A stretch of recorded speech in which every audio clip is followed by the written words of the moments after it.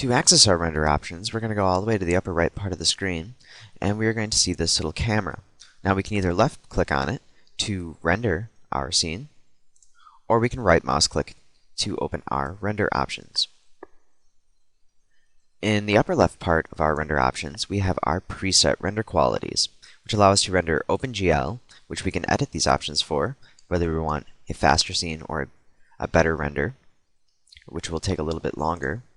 We can set it to preview, which is by default selected, and we also have final, broadcast, superior, ultra, and then of course our user settings, which we can save and also load in other defined settings. And if we go through these different options and take a look in the render quality, we can see that these options are checked on and off as we move up along the chain. And if we go to our user settings, we can go in and actually select exactly what we want to affect our render and our render quality. Now, of course, the more items you have checked and the more different options you have, the longer it will take the render. Same thing with our percentages and our faster and better options. If I go to our subray options for trace reflections and trace transparency, we can just go to by edit, we can select max trace level and max total internal reflection level. So we can change this from faster to better, and change those options as well to edit our scene. And we also have those options for depth of field, where we can enable our hybrid 2.5D, which is a better way of rendering our depth of field. So I'm going to close that out right now. We can also adjust our advanced effects quality, and there's many other different options in there as well. Photon maps for radiosity and caustics, and then of course custom settings for indirect lighting and adaptive sampling.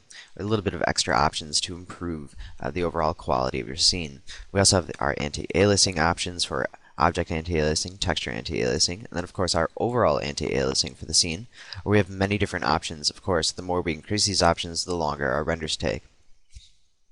And really the best way for you to really see what these different options do is to actually go ahead and test out different renders and see what every single option does. It's really the best way to compare and see how overall changes and small changes can affect our render.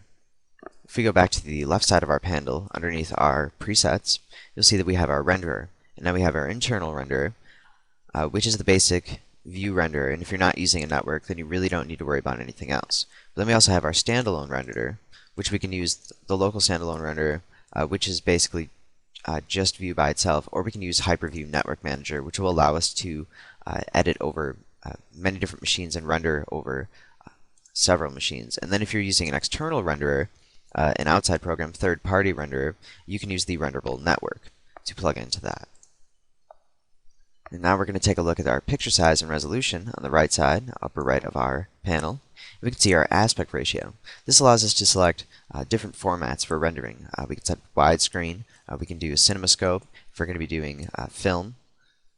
There are also various picture standards and printing standards in here, letter sizes, and of course we can go back to our standard PC, which is our default, which is just a standard 4:3 regular television render.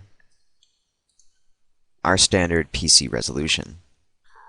We have a few more options in here too, where we have our panoramic view, which will allow us to render an area with a very, very wide angle lens and allowing us to render 360 degrees of our scene. And we also have the spherical render, which will allow us to go around and over our heads and below us as well. And we of course can adjust that actual angle and how many, what degrees we want for, of course, the wide angle of our camera. I'm just going to go ahead and turn those off right now. We can also define our render area numerically within this panel. And the last thing we're going to take a look at is our G buffer. I'm going to enable our G buffer. We're going to go to Edit, and we can also generate multipass. Now what this allows us to do is break up our scene into a Photoshop file or two separate bump map files. And what we can do is define whether we want the Z-depth, material ID, and all these different options to be rendered separately so that we have different images demonstrating exactly what is being affected in each one of these categories. And then our multipass buffer allows us to go even more in depth with that. And we can just render the diffusion, the specularity, ambience, and all these different options. And that way, if you do this for your scene, and because maybe there's something wrong with it, something that needs to be changed, you can break down your scene and see exactly what it is that needs to be changed without any guessing.